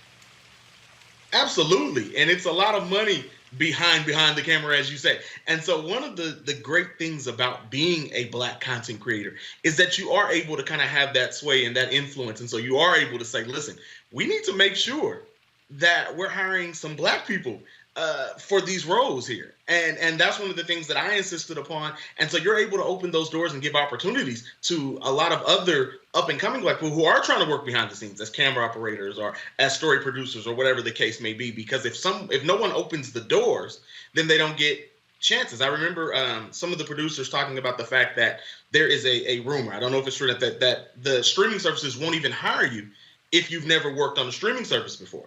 Well, somebody has to give you that first opportunity. Somebody has to open that door so that you can work on these kind of shows, so you can keep getting those jobs. And so that's one of the things that, I was glad that we pushed for in saying, you know what, no, we're going to have black people behind the camera in as many roles as we can fill them in. All right, then. And so how many episodes of Buried by the Bernards are there? There are 8 episodes on Netflix right now. All right. Warren Robinson, we surely appreciate it, man. Thanks a lot for joining us. Thank you, Roland. I appreciate it. All right, then. Look at my panel here. Greg Carr, the thing the reason I keep really focusing on this is because, again, it's how is one making a deliberate effort to use whatever influence they have to ask the necessary questions. To begin to say that, sure, I want to see more black executives with Netflix, but I also want to see how you spending the money. I want to know, okay, and again, and let me be real clear, Reed Hastings, the CEO of Netflix, last year announced that Netflix was depositing $100 million in black banks. They announced the initiative that they were engaged in. That's the kind of stuff that we have to talk about. That's literally what Dr. King was talking about on April 3rd, 1968, in terms of depositing money in black banks. That's literally what Operation Breadbasket was doing. But Operation Breadbasket was saying, we want jobs, we want you working with black businesses, putting money in black banks, making investment. We are driving these streaming services, these networks, with our eyeballs. I'm saying the same thing about Starz and Showtime and HBO and Netflix and Hulu and Prime and all the new ones coming along.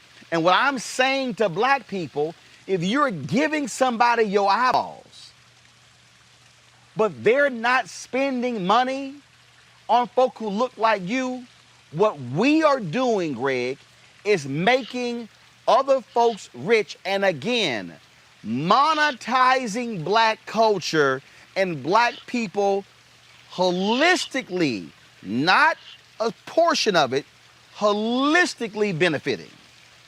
No question, brother. We know that black folk have been the entertainment in this white nationalist country since the beginning.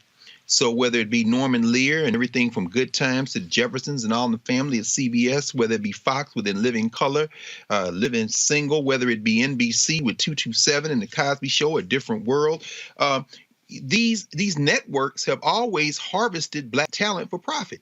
And what you see in the cable area, certainly Comedy Central, certainly Bravo with the Real Housewives franchise, they have now perfected shrinking the necessary investments to pay talent. Reality shows are a form of entertainment sharecropping. They take what, maybe $100,000, $500,000 an episode to produce, and they get product placement. You've got ad revenue coming in, and people just glad to be there. So the question then becomes, how, as you say, do we leverage, if we can leverage it all, the type of influence that we might have for a split second to transfer some of this insane amount of revenue that is streaming to the pockets of these folks into our communities? I don't know that we have a good answer for that, but I think part of it requires those who are the folks who are the producers and others to say, if you don't do this, we'll move to another platform. Because capitalism, ultimately, you're jailbreaking it now with Roland Martin Unfiltered. You can put a reality show on YouTube. Look at the career of Issa Rae that begins with Awkward Black Girl. I think we have to really take a step back, if we can, as a group, and think about the entertainment sharecropping model of reality TV, which is nothing but a pure profit endeavor by these broadcast networks and all platforms to get the maximum amount of profit from the minimum form of investment.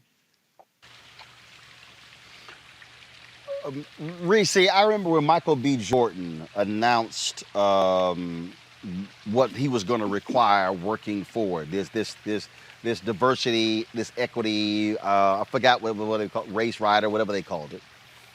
I remember Regina King talked about that as well, and folks were talking about they want to see a certain percentage of folks on the crews who are women and who are also black and Latino and using their power. What I am saying to these folks as well is that if you're a Michael B. Jordan,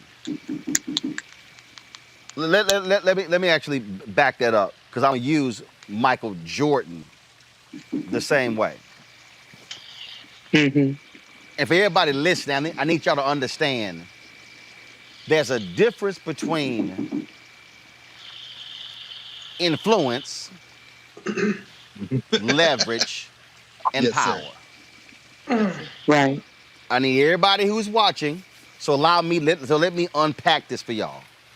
There is influence, there is leverage, and there is power. Some people kept saying Michael Jordan is the most powerful basketball player in the NBA. They're wrong. Michael Jordan had influence. Mm-hmm. Michael Jordan had leverage. Michael Jordan did not have power. Mm-hmm. If Michael Jordan had power, Michael could have said, team ain't breaking up.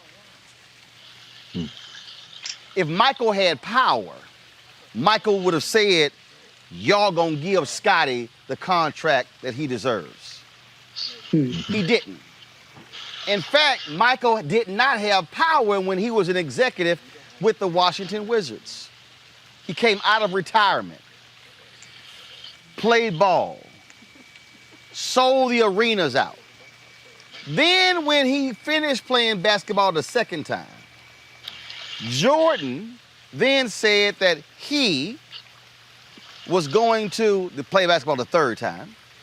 He then goes into a meeting with Ted Leonis. Come on, brother. Who was a minority owner of the team. And they went in and met with Abe Pollin.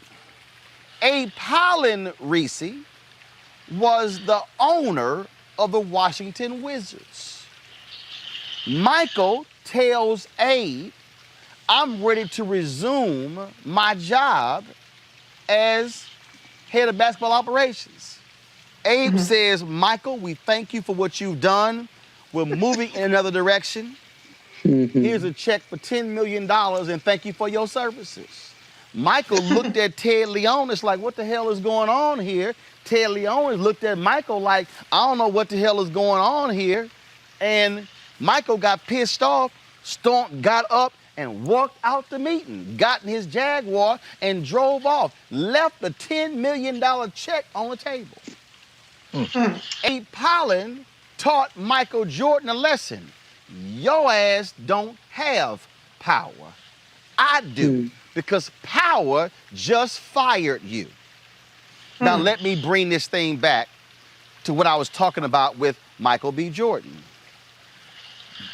There is no movie without Michael B. Jordan. Oh, you can go hire some other folk, but actors should be looking at themselves as, he should look at himself as Michael B. Jordan, Inc. That's right. And a Michael B. Jordan, Inc. should do this here. Y'all want Michael B. Jordan to be in your movie, right? Okay. Here is my diversity index, my race equity index. So I want, Erica, these number of people, I need to see these folks on the set. Do y'all have a list of diverse caterers? We gonna need some diverse caterers. Your transportation company, do you have a list of diverse transportation providers? I'm gonna need you to do that. Your travel agents, do you have a list of diverse travel agents? Okay, I need to see that. Oh, hold up now. While we also on this, I need to know who we marketing this movie to, and then what black media outlets are being invited to the press junkets. How much money of the advertising budget is going to be spent on black media outlets? See, some of y'all not paying attention who are watching because y'all didn't hear what I just said. Roland wasn't selfish saying what y'all gonna do for Roland when it comes to black media. No, I said black media, catering, limousine contracts, travel contracts. I'm talking about, see, do y'all see me? This is how it needs to be. It needs to be 360. It needs to be 360. Let me go the other way for some of y'all. It needs to be 360. It needs to be 360. That's how black creators should be coming to the table and saying, okay, if you're Jordan Peele, I've got a Amazon Prime Video deal. If you are Donald Glover, Erica, I just signed a new deal with Prime Video. If I'm Shonda Rhimes before the Netflix, oh, y'all trying to recruit me for this deal? I need to know 360 all of these things happening, because if y'all want my talent, I got to make sure my people are getting paid. Reese, go ahead. Absolutely. I think that, it's all about, like you said, it's leveraging your power. And, unfortunately, not all black actors, even ones that we look at as powerhouses, have that power or that leverage. Today, I just saw an article about how Taraji P. Henson got paid $40,000 for The Curious Case of Benjamin Button, and that movie went on to make $350 million. I saw yesterday about how a comedian, and I get her name at the moment, I think Brenda Jones from Mad TV, found out that a peer of hers that came on after hers made more money than her. And when she asked to renegotiate her salary, they told her, no, absolutely not.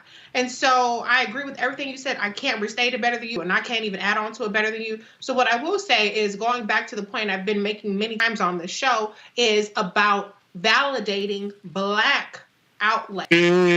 Come on, Lisa. Like Kev on Stage, who created his own app from scratch. He does exactly what you're talking about, Roland. He hires Black crews.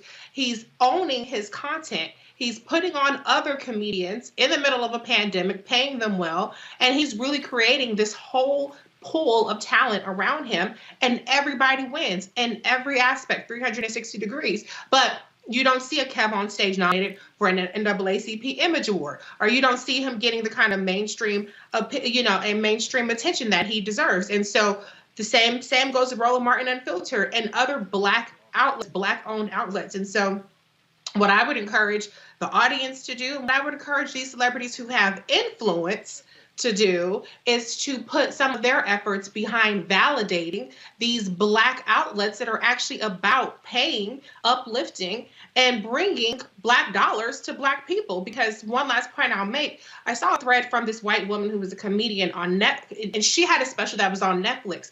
And one of the things she said, and it could have just been her deal, it might not have been everybody's deal, is that she doesn't get any residuals from her special. She sold her show to Netflix, and so after that, she don't get paid from it. And so even when it looks like somebody has made it, oh, they have a Netflix show, oh, they have a this show, or they have a that show, if you're not continuing to get residuals like Dave Chappelle brought attention to as well with the Chappelle Show, then you're still not profiting. And so that's where owning your own stuff, having your own platform, is really the key to financial independence. And it's really the key to cooperative economics and putting other Black people on so that everybody gets a piece of that pie. Erica. Yeah, amen and hallelujah, what Reese laid out and the power dynamics that you laid out for us, Roland. And this goes back to what we were just talking about on last week when you talked about the Black collective. There has to be an interest in doing that. What Kev on Stage did was very deliberate. And if there is an interest in being deliberate and building power and making sure, as it's been said on this show, that if you're saying it's lonely at the top, then dummy, you didn't bring anybody with you. That should really be an offense, right? So when you look at the ways with which this white gaze, and Dr. Carr mentioned it on last Saturday on in class with Dr. Carr, talked about the whole white famous piece. There's nothing wrong with fame across all spectrums, but to actually sit in and say that, okay, I made it now that these people, as Reese has talked about, validated me. There's something demonstratively wrong with it, and that's problematic. So as we continue to really engage and really make sure that models like the one that you have example for everyone have on stage, as Reese brought forward, Issa Rae, as Dr. Carr talked about, when we see those models, if people are really interested, because I don't know that everybody is interested, but if people are really interested in actually building the collective, that what you just laid out and the examples that are before us, that's the way to do it. Mm-hmm. See, Greg, what I'm really laying out is for those of us who have amassed that level of influence and leverage to wield it. What I'm talking about is to literally say, ain't nothing moving unless this happens. See, what I'm talking about is a shift. I ain't trying, let me see. I'm not trying to do this here. Switch to this camera up here, please. Switch to me up here. I ain't trying to do this. I'm just gonna give y'all this is what I think, Greg, folk trying to do. They trying to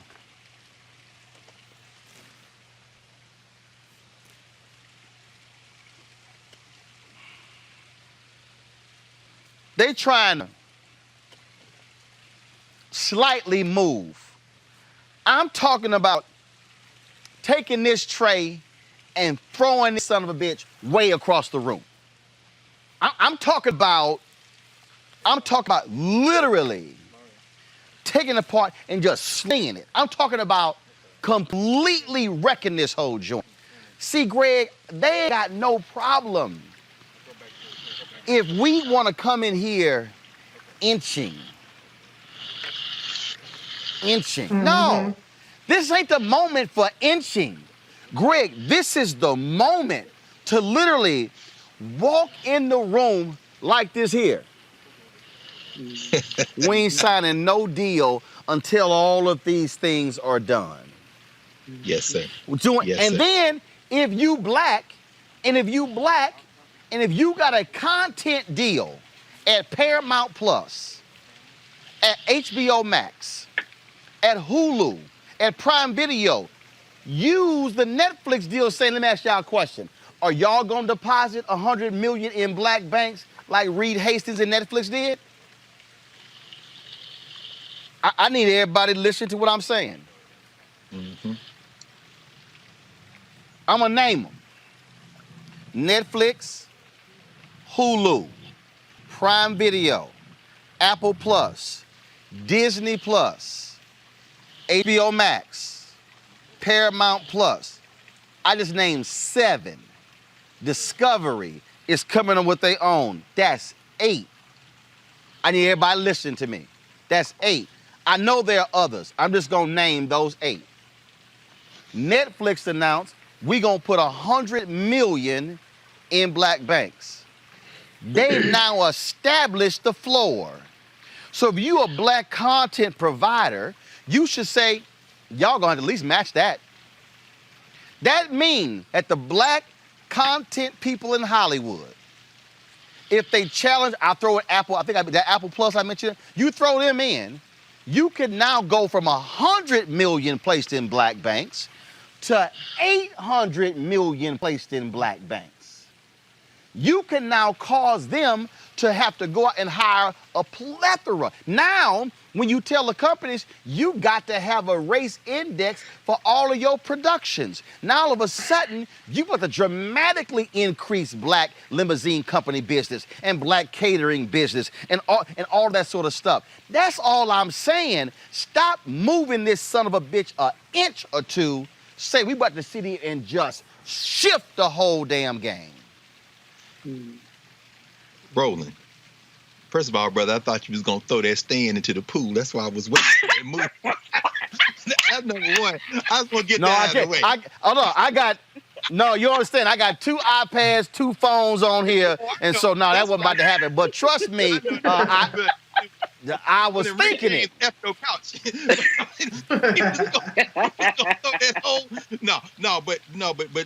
I'm laughing. But it really builds to a point. Bob Marley once sang, "Old pirates, yet a rabbi," sold out to the merchant ship. You understand? Yeah. That was a song called Redemption Song. Now, if you watched Dave Chappelle a couple of weeks ago in his mini monologue of the same name, Redemption Song, he talked. Now, that's how you wield influence. This guy was basically tethered to a contract he had signed with Comedy Central and HBO. Using the momentum of his platform and his popularity, he forced them to pay him because he told all of his fans to stop watching. Now that's one way of doing it. But I laughed because I thought about the pool, because I thought to myself, everybody watching this, everybody watching us right now, everybody who watches Roland Martin Unfiltered every day, and then 24 hours in terms of the replays, the broadcast and everything, everybody watching and getting the soothing sound of that waterfall there in Jacksonville. Understand this. It is nice. Y'all paid for that, ain't it nice? Y'all paid for that. Meaning what? When Roland Martin comes in a room, he can take it or leave it. See, the importance of being able to do that means that, Netflix, $100 million, okay, Netflix made $25 billion. Billion would it be last year. So you got to at least match that, but make no mistake about it. When you don't use your influence, you end up being what Bill Rhoden and them may call, or Kurt Flood might call originally, a well-paid slave. Ooh. Now, Roland Martin is owned by all of us who invest in him. So when you sit at the table, you can wield an influence that allows you to take it or leave it, but also, and I'll end here, this is why everybody watching this has to support this platform. Your influence, like Dave Chappelle's influence, is based on the fact that when people hear you, they trust you, they rely on the. If Roland Martin said it, I may not agree with everything he said, but I trust he's saying it because he's thinking about our best interests. And when you have that kind of trust, you can either, to kind of paraphrase Frantz Fanon, you can either fulfill the investment of trust people give you, or you can betray it. There's no middle ground. And at some point, you got to choose. So invest in something that people own. Invest in Roland Martin Unfiltered, and we kick in the door. You ain't got to worry about it. All you're going to hear is the company saying, Papa, don't hit me no more. You understand? And what people have to understand is, and I certainly understand what that brother was talking about when he said how long it took. What I'm trying to get our folk to realize, I'm trying to get our people to realize that I'm not waiting for somebody to give me a green light.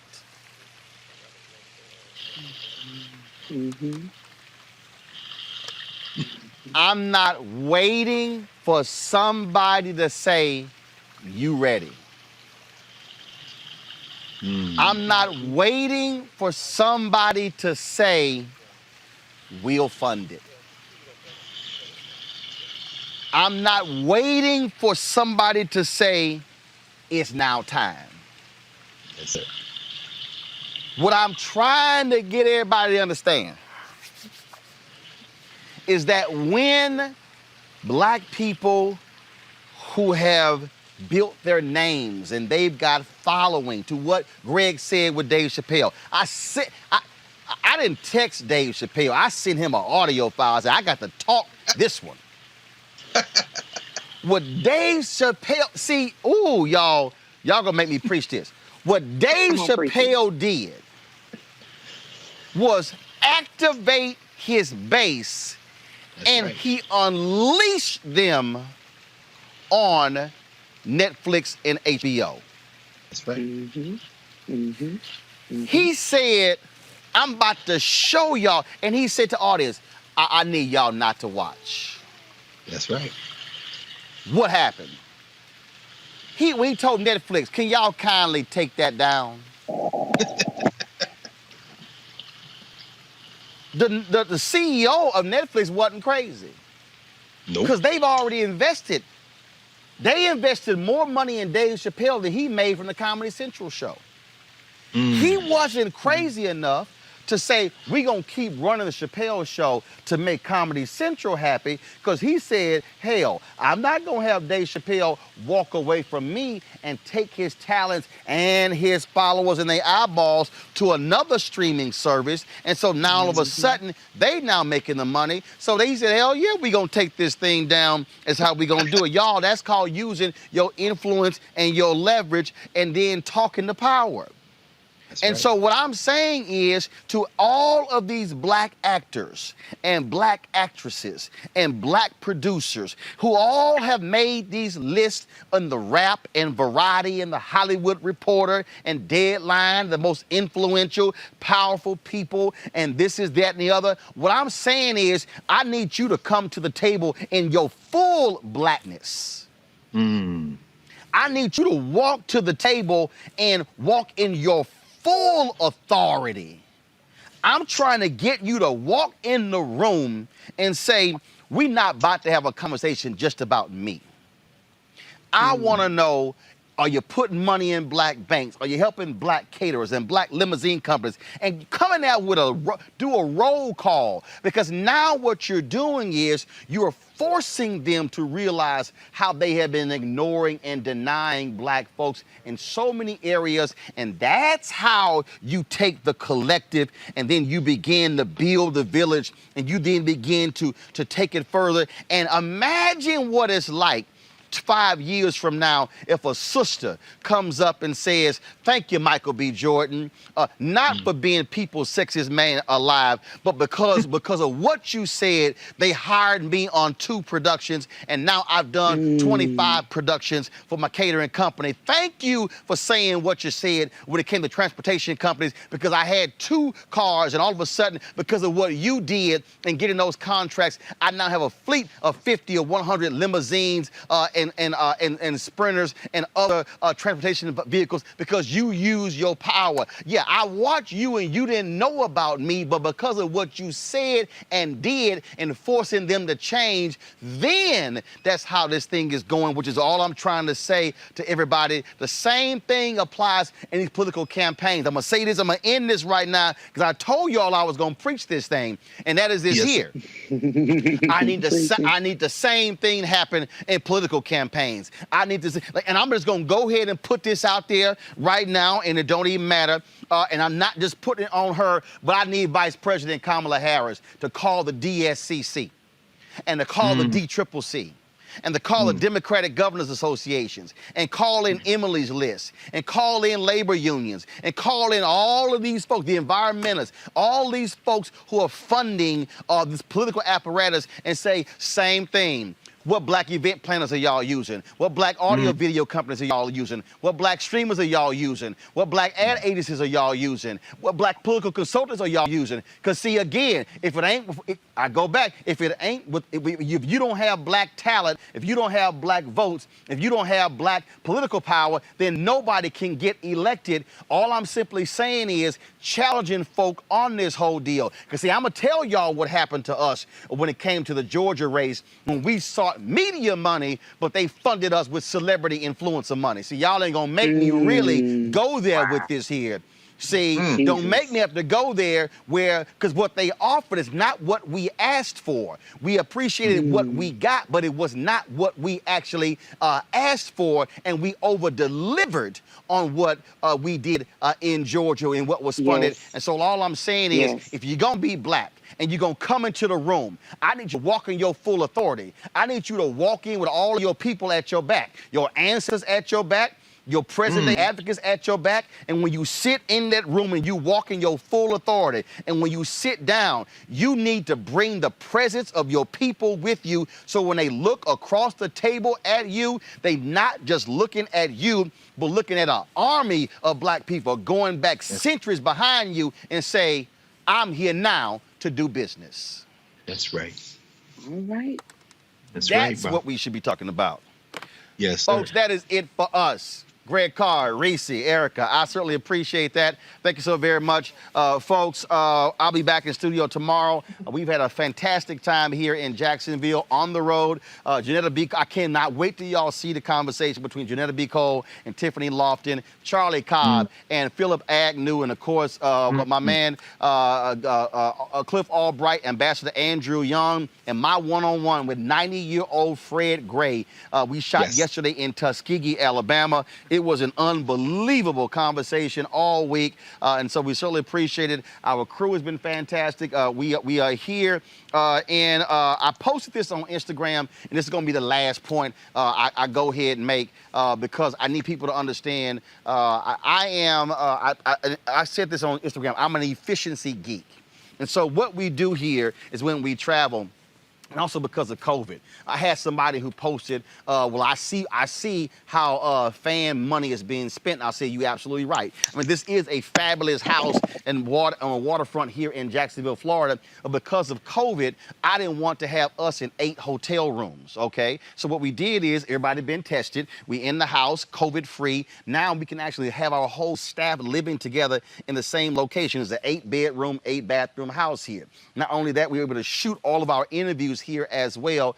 We did them outside, so it gave us the full protection. It also kept us from having to unpack, pack, take stuff down, set it up. And so This is how we also are efficient when we're doing our work. Same thing last week when I was in St. Louis. I was in St. Louis for 3 days, Thursday, Friday, and Saturday. I can't wait till y'all see the interview I did with Wesley Bell, the first black DA there, and also Kim Gardner, the first black woman DA there as well. Then, of course, we also sat down with Michael McMillan, the amazing stuff they're doing with the St. Louis Area Urban League. And then, of course, my amazing conversation with Tef Poe. Y'all, we shot all of that stuff, y'all, in essentially 2 days there in St. Louis. And so the stuff that we are doing is about taking this show on the road, taking our power and helping our folk out. It's allowing us to be able to constantly put them in a position where we're telling the stories. And so this is not only time we're going to be doing this, we're going to be doing this and going to other cities as well. I simply cannot wait. To the folks in the control room, do me a favor. I'm loading a video in Group Me. I want y'all to play the video. You got to turn the music down because we don't own the music rights to it, but I want y'all to run that. But what I'm talking about here, y'all, is we are creating this whole deal to be able to tell our stories in a unique way, to be able to capture these conversations that exist between our people and allowing them, Greg, to be able to tell their story in their own way, not in a 5-8 minute segment. And here's the other deal, Erica, we ain't doing this because it's February and Black History Month. Come on. So I mean that's cute, but that's not why we're doing it. And so what we are trying to do is to actually build something. And here's the other piece, y'all, because we own it and control it. This ain't gonna get edited by somebody who don't know our story. You're not gonna see. Y'all need to understand. You're not gonna have a situation where we gonna do an hour and a half, 2-hour interview, then we gonna pick the 10, 12 minutes that we think are interesting. No, we gonna give you the whole thing so you can actually hear it in its fullness and in its rawness. But see, that's what I'm talking about. But see, this only happens if it's black owned. Mm-hmm. This only happens if it's black control, and this only happens if it's funded by you. What Greg said, being able to sit at the table and say no. And let me be real clear, okay? We got some white folks who are watching this show. I told y'all about the 70-year-old white gay man who sent me a letter. He said, I watched Roland Martin Unfiltered. And I appreciate his $50 the same way I appreciate somebody black $50, somebody who not gay, somebody who not white. It don't matter. But the folk who have given us $1 or $5 or $10, y'all need to understand how our people are. We were in Atlanta, Erica, at the last Biden rally for Ossoff and Warnock. And a sister saw us on YouTube. She said, I needed my daughter to come meet you. She brought her $20. My God. She came there in the cold to get a photo and brought her $20 donation for our Bring the Funk fan club. That's what I'm talking about. I've had people stop. I've had people stop me in airports and put $10 in my hand. They said, you ain't got to put my name down, but I'm making my contribution to Roland Martin Unfiltered. I'm trying to tell y'all, this ain't no Creflo Dollar stuff where I'm trying to make stuff up to get you to give and give a story. No, I'm telling you literally what we have experienced as we have traveled around this country. Yesterday at the Tuskegee, the museum there, man, the Multicultural Center, man, they laid it out for us. They were great. They were wonderful. They had the video on the sign. It was all of that. We just had an amazing conversation. We had, hey, get Shalay. I need her to tell her to text me to Shalay. I need the name of the black caterer in Tuskegee and the black caterer here in Jacksonville. Text it to me right now. All of that. So I just want y'all to understand why we're doing this. We're doing this because we're not interested in talking about black excellence and only through the prism, and it's no disrespect, but we ain't talking about black excellence as if it's defined by Barack Obama, Michelle Obama, by Beyonce, by LeBron, No. The depth of talent and knowledge that we have in our community that goes unknown and unsupported every day is unbelievable. That's right. I'm sitting here texting, congratulations to Bree Newsom on having your baby, you and your husband. But we're gonna be recording a conversation between Bree Newsom and Reverend Dr. William J. Barber. We're gonna be recording a conversation between rapper Chris Payne and Chuck D. I've already confirmed it today. So we're doing that. And so what I'm trying to get y'all to understand, we're doing this because I'm not interested in asking somebody else for permission. Mm-hmm. Nobody. We have the same knowledge, and we can buy the same cameras and the same lights and the same live view. We can rent the same big ass houses with pools if they can as well. We can do all the same stuff, but we also need your support. So please support us. Again, show the graphic, please. Cash App, $RM Unfiltered. Remember, you give on YouTube, we only get 55% of. They get 45%, they're millions, so just go get them so we get 100%, because I prefer 100%. So support us at Cash App, $Unfiltered, PayPal.me, Martin Unfiltered, Venmo.com/RM Unfiltered, Roland@Roland.com, order 1625 K Street North 400, DC 2006. Y'all be with this. And so Tiffany Lofton and Phil Agnew, they of course, we took them to the airport after they interview, and you know Tiffany had to be real extra in the Ro-Ro mobile. Y'all also paid for that. Our Sprinter, that's what allowed us to travel with all of our gear. We got a restroom, a microwave, a refrigerator, all this sort of stuff, so we can actually be protected traveling around this country, doing some amazing things. And so that's it right there. I'm about to go. Again, Greg, Reese, Erica, thanks a lot. Y'all show that video of Crazy Tiffany. That's how we're going to end the show from Jacksonville. I'll see you guys tomorrow. Holla!